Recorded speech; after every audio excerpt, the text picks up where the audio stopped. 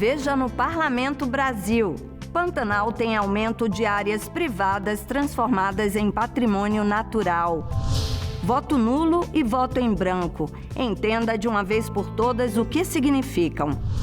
Senado analisa direitos para pessoas em situação de rua. Câmara dos Deputados lança campanha de combate à violência política contra a mulher. Interromper frequentemente a fala de uma mulher sem nenhum motivo é uma das formas de violência política contra a mulher. E conheça São Domingos do Maranhão, a capital oficial do abacaxi pérola.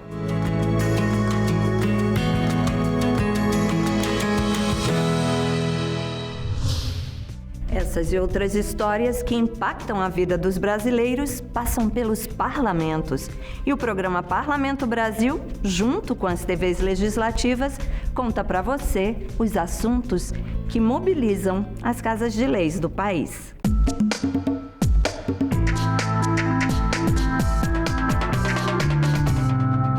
O Pantanal é riquíssimo em biodiversidade e tem um potencial incrível para o turismo. Nos últimos 30 anos, houve um aumento expressivo nas chamadas RPPNs, que são áreas privadas que foram transformadas em patrimônio natural. Elas são abertas à pesquisa e ao turismo ecológico. A Assembleia Legislativa de Mato Grosso vem acompanhando todo esse processo. Você sabe o que é uma RPPN? É uma reserva particular do patrimônio natural. Possui regras semelhantes às unidades de proteção integral, como os parques estaduais, por exemplo. Apenas uma área privada pode ser convertida em RPPN. E para isso tem um processo, avaliado por órgão ambiental, que leva em conta alguns fatores. Para elas serem transformadas em RPPN, elas apresentam uma importância biológica, né? Elas apresentam espécies da fauna ou da flora que precisam ser mantidas. Elas têm um viés, assim, muitas vezes, de harmonização climática, de proteção, né? Formando corredores ecológicos, de importância, né? De migração para a fauna nesses ambientes. Então, quando essa área ela tem uma importância biológica, aí o órgão ambiental, federal ou estadual, ele faz a avaliação e transforma por um instrumento legal aquela área numa RPPN. E é importante a gente frisar que a partir do momento que esse instrumento legal ele é instituído, este ato ele é irreversível. Então, a área que se transforma em RPPN, ela tem a preservação perpétua. A RPPN tem objetivos definidos: preservar amostras de ecossistema, a biodiversidade, as espécies raras, endêmicas ou ameaçadas de extinção, facultar a interpretação ambiental, ou seja, sensibilização e aproximação com a comunidade, destacando a importância daquele ambiente, pesquisas científicas, educação ambiental na reserva e no entorno e também promover a proteção de recursos hídricos.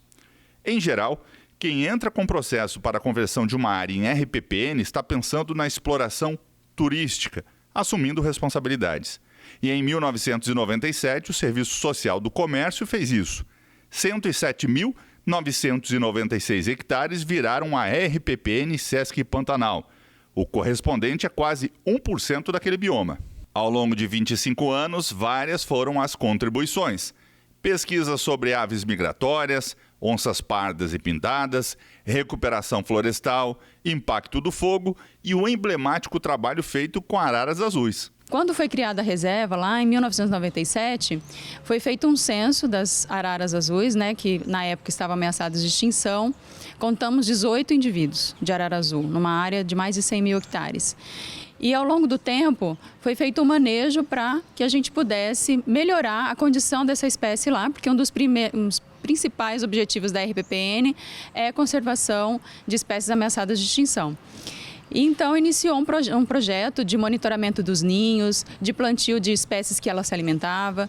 E aí, 10 anos depois, foi uma pesquisa de longa duração, nós já tínhamos mais de 400 indivíduos de arara azul na área da reserva. Então, foi uma ação bem representativa, significativa, que mostrou, então, a importância dessa área para a conservação. O trabalho realizado pelo Sesc já rendeu 2 títulos internacionais, um da Unesco como zona núcleo da Reserva da Biosfera do Pantanal e o outro de sítio Ramsar, pela Convenção Ramsar de Áreas Úmidas. Uma responsabilidade que leva em conta a comunidade local. E ela é uma das condições para quem tem interesse em realizar projetos de pesquisa naquela área. Estamos sempre abertos a receber e apoiar pesquisas. Recebemos os projetos dos pesquisadores que têm interesse em trabalhar na área, né? Esses projetos são discutidos em conjunto com a gente, porque aqui o nosso diferencial é que a pesquisa é um ponto de partida para uma ação social, para desenvolvimento comunitário daquele local. Então, a pesquisa precisa, além de trazer um resultado científico, ela precisa ter uma aplicação para uma ação social, para que a população daquele local se beneficie dessa pesquisa, né? Só para se ter uma ideia, em 1992 havia 31 RPPNs, somando algo em torno de 38 mil hectares. Já em 2022, são 1.755 reservas, com mais de 814 mil hectares. O SESC, novamente, fez ampliar a lista. É agora também responsável pela RPPN SESC Serra Azul, na região do Cerrado, local onde nasce boa parte da água que alimenta o Pantanal. Se você quer entender melhor sobre o processo de conversão de uma área em RPPN, a Secretaria de Meio Ambiente de Mato Grosso disponibiliza um canal de acesso para isso. No site da SEMA, no link da Superintendência de Biodiversidade, na unidade de conservação, nós temos todas as orientações, o passo a passo de como o interessado deve proceder caso ele queira transformar a sua área em uma unidade de conservação. Então, aqueles interessados procurem, né, o www.sema.mt.gov.br ou encaminhem um e-mail para cuco@sema.mt.gov.br. Também estamos à disposição pelo telefone 65 3613 7224. Lei garante o teste do pezinho e projeto cria políticas de incentivo à reciclagem. Veja o que foi notícia nas casas legislativas do país. A proposta estabelece diretrizes gerais de políticas de incentivo a cooperativas e associações especializadas em resíduos sólidos no Amazonas. Dados do Tribunal de Contas do Estado apontam que em 2021 foram contabilizados 71 lixões em uso no Amazonas. Os números constatam ainda que o estado é o maior gerador de resíduos sólidos urbanos da região norte. Segundo o Ministério das Cidades, a média diária de produção do lixo do estado é de 1,14 kg por habitante, 64 gramas a mais do que a média nacional, que é de 950 gramas por habitante. Ainda segundo o estudo, o Amazonas está longe de cumprir o marco do saneamento. O governo federal estipulou o prazo para a extinção de todos os lixões no território nacional até 2024. Uma das formas de combater o descarte irregular de resíduos sólidos e estimular a reciclagem é o incentivo a associações e cooperativas que trabalham com o reaproveitamento do lixo descartado. O assunto faz parte da Lei de Diretrizes de Políticas que tramita na Assembleia. A política de incentivo prevê benefícios fiscais com o abatimento de tributos, além de criar um programa de educação ambiental voltado à coleta seletiva. Os catadores de resíduos recicláveis também serão beneficiados. A matéria segue em tramitação nas comissões técnicas da ALEAN. Um exame rápido, uma furadinha e pronto. Esse procedimento, que não dura nem 10 segundos, é o teste do pezinho. É uma agulha que tem 1,5 por 1,6 por 2 milímetros, tem um diâmetro um pouquinho maior. A primeira gota é desprezada e depois é colocado no papel de filtro. Aqui, não especificamente, o papel filtro tem 4 orifícios, em outros estados tem 5 orifícios. É recheado totalmente com sangue, o círculo. É submetido a um processo de secamento em posição horizontal e depois enviado ao laboratório. O exame faz parte do procedimento padrão de exames para os recém-nascidos e é essa gotinha de sangue que vai fazer toda a diferença no futuro. É com essa agulha bem pequenininha que o procedimento é feito. Após a coleta, o exame é levado ao laboratório e a investigação é iniciada. A recomendação é que seja feito entre o 3º e o 5º dia de vida. Se é feito antes, a ocorrência de falsos negativos, falsos positivos é elevada, né? No caso, falamos do hipotiroidismo, No início, nos primeiros dias de nascido, existe fisiologicamente um pico de hormônio tiroideo elevado, né? Depois, a partir do terceiro dia, é que teríamos os valores reais. A Diane não perdeu tempo. Assim que o pequeno Célio veio ao mundo, já trouxe para fazer o teste. É importante para a criança, para não crescer às vezes, para não crescer com problema, né? Que não fazer o exame, a gente não tem certeza como a criança é. Em Roraima, o teste do pezinho é garantido por lei, para que todos os bebês tenham acesso. Também é lei que os pais de recém-nascidos sejam orientados pelas unidades de saúde sobre as doenças detectadas pelo teste. Você já deve ter escutado muita gente falar que anula o voto para mostrar uma indignação com a política. Mas você sabe o que isso significa de verdade para o resultado das eleições? A Câmara Municipal de Caxias do Sul e a Escola do Legislativo de lá fizeram uma série de vídeos para esclarecer esse e muitos outros pontos das eleições. Você pode acessar os vídeos digitando na internet a hashtag Nosso Voto, Nossa Voz. O voto branco é aquele que o eleitor chega na sessão eleitoral, antigamente com a cédula, agora desde 1996 no Brasil com a urna eletrônica, e não escolhe nenhum candidato e simplesmente digita lá a tecla branca e confirma.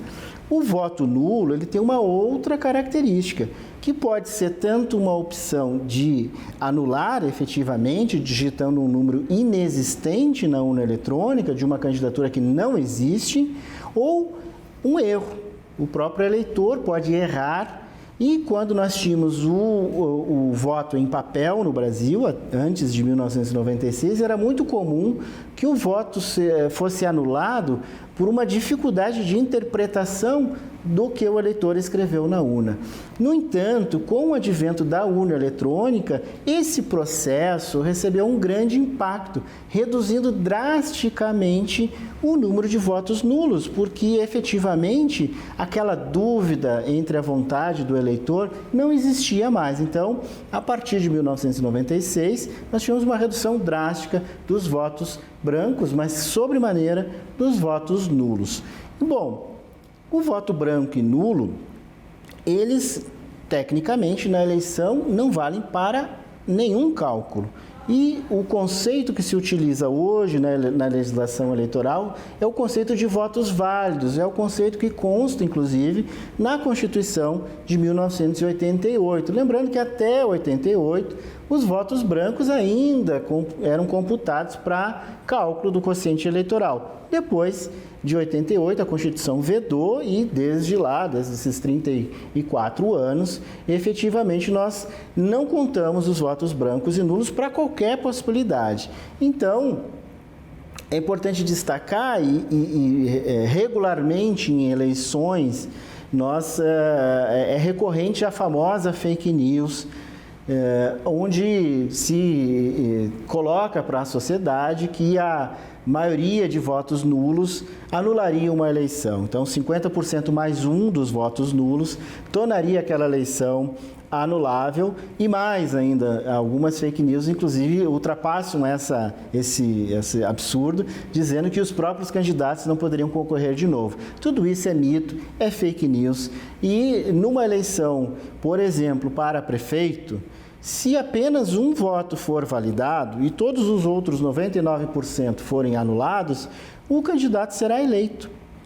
Há uma confusão histórica com o artigo 224 do Código Eleitoral, que fala que ocorrendo nulidade no processo eleitoral, mas aquela nulidade definida por ação judicial, por ordem judicial, como uma fraude na mais de 50% das sessões, né, a não colocação de urnas no local adequado. Então, não tem nada a ver esse processo judicial de anulação dos votos por algum vício na eleição com aqueles votos dados pelos eleitores. E, infelizmente, mesmo com a urna eletrônica tendo reduzido drasticamente o voto branco e nulo, nos últimos pleitos nós temos, infelizmente, um aumento significativo do que nós chamamos na ciência política de alienação eleitoral, ou seja, o não comparecimento, a abstenção e também um número significativo de votos brancos e nulos. Em alguns estados, inclusive, ultrapassando 45% do total de eleitores. E é importante nós finalizarmos dizendo, se apenas aqueles que comparecerem e definirem um voto nominal elegerem os seus candidatos, aqueles que de uma certa forma se abstiveram ou votaram branco e nulo, terão que respeitar a decisão dessa maioria. Portanto, o voto branco e nulo pode até ser, para a ciência política, algo a ser estudado, que tenha relevância, que pode ser uma vontade do eleitor em manifestar uma insatisfação. No entanto, do ponto de vista jurídico legal, isso não tem efeito nenhum. A participação nas eleições é muito importante. Você é parte dessa decisão. Deixar para os outros essa decisão não vai resolver. Participe das eleições, porque votar é um ato de cidadania. Hoje entendemos que se abster na escolha de um candidato pode ser mais prejudicial a si próprio do que você imagina. Afinal, a tua anulação ao voto pode ajudar um grupo a eleger um político que você realmente não gostaria como representante. Por isso, o voto consciente é a melhor escolha.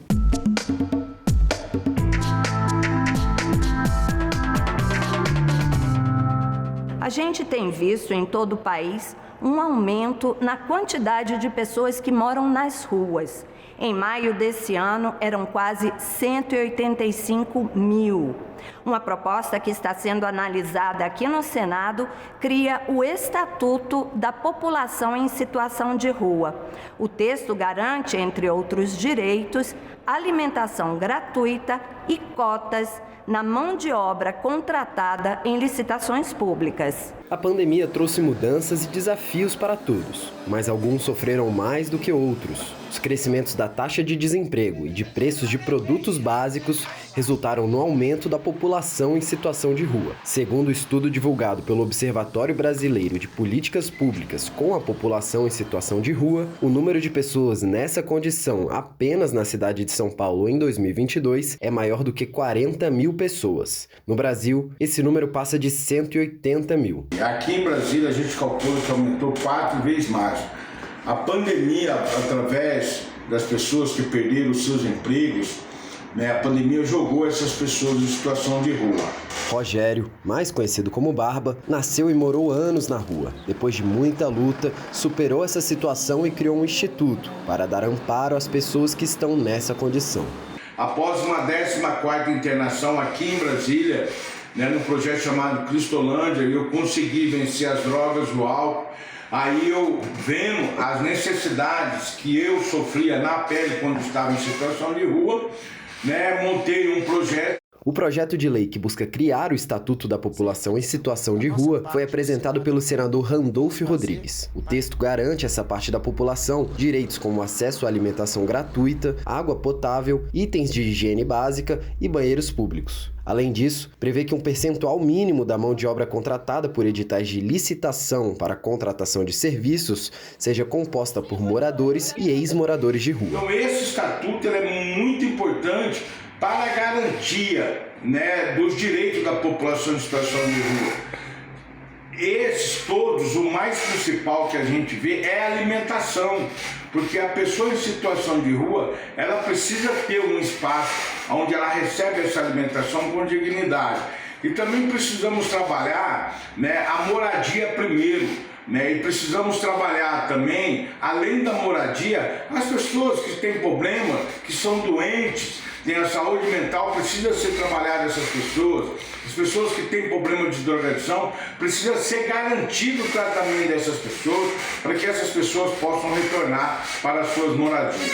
Também está previsto no projeto a criação do Fundo Nacional da População em Situação de Rua e o Comitê Intersetorial de Acompanhamento e Monitoramento. Outra mudança é a criminalização da aporofobia, que é a aversão e a hostilidade com uma pessoa por ela ser pobre. O projeto de lei que busca implementar essas mudanças e o Estatuto da População em Situação de Rua já está em tramitação no Senado Federal e será distribuído às comissões da Casa.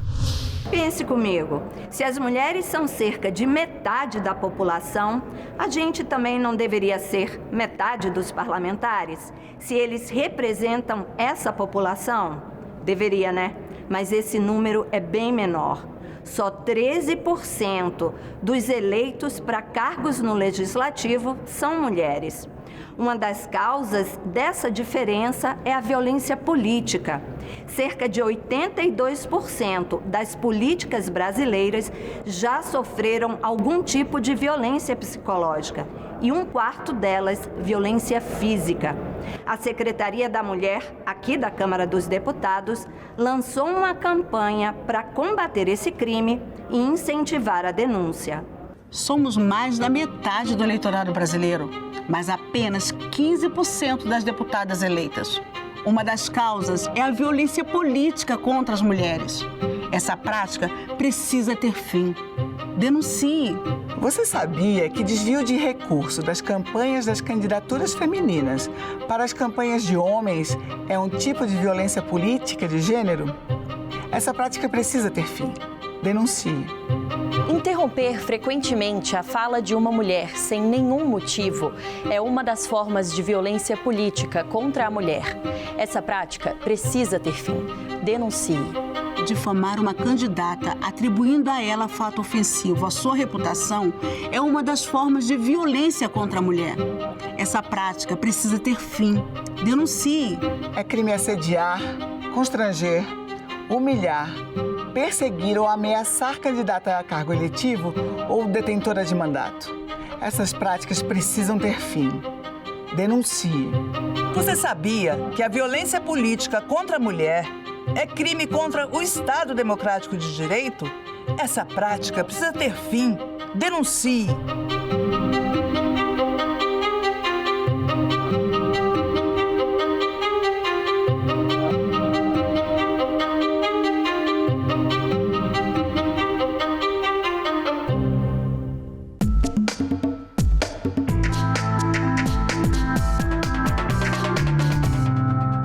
Sabe aquele abacaxi docinho que a gente compra no mercado, na feira ou até naqueles caminhões que rodam as ruas do país? É o abacaxi Pérola. A maior parte deles vem de São Domingos do Maranhão, a capital do abacaxi. O município de São Domingos do Maranhão é o maior produtor de abacaxi do estado e um dos maiores do país. São 28 milhões de frutos colhidos por ano, geração de emprego e renda para centenas de famílias de produtores. Hoje, o cultivo do abacaxi é uma das principais atividades econômicas da cidade de cerca de 40 mil habitantes, localizada a 386 quilômetros de São Luís. O solo propício e o clima quente na maior parte do ano favorecem a produção da espécie pérola, como é conhecido o abacaxi da região.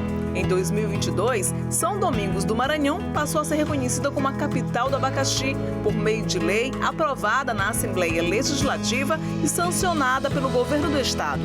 O abacaxi pérola ganhou o Maranhão e o Brasil através da exportação da colheita. Na capital, São Luís, é vendido nas feiras e mercados. Nesta, encontramos Leonardo. Ele é do Paraná e está no Maranhão ganhando dinheiro com a comercialização do abacaxi pérola de São Domingos. Ele é o doce mel. Muita pessoa leva só ao provar o abacaxi. Muito bom mesmo. O cliente experimenta o sabor do fruto. A prova de primeira. Impossível não comprar para degustar em casa. Um abacaxi muito bom aqui nas feiras. Inclusive nós estamos na Feira da Liberdade aí. Eu recomendo abacaxi do São Domingos diretamente aí da horta. Gente, o abacaxi vem lá de São Domingos e é comercializado aqui nas feiras e mercados aqui de São Luís. Eu estou aqui com o Leonardo, que é vendedor do abacaxi, que tem um sabor especial, Leonardo. Tem sim, muito especial. Então eu vou experimentar, né, que eu não sou tola.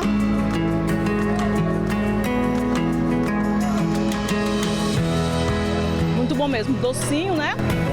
Ó, na feira 3 por 10, gente. Muito bom.